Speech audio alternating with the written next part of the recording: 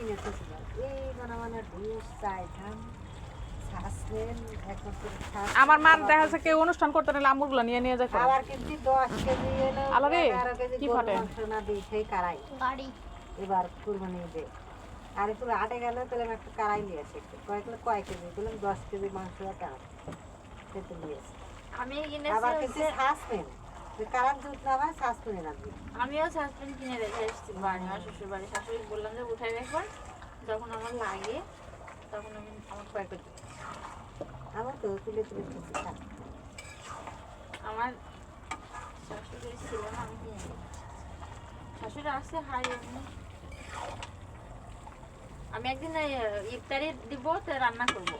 বাসাতে মুরগি আমার দাদি শাশুড়ি আছে হাড়ি আছে হ্যাঁ বড় হাড়ি এখনো কত রয়েছে আমি সংসার হচ্ছি আগেকার মুরব্বী না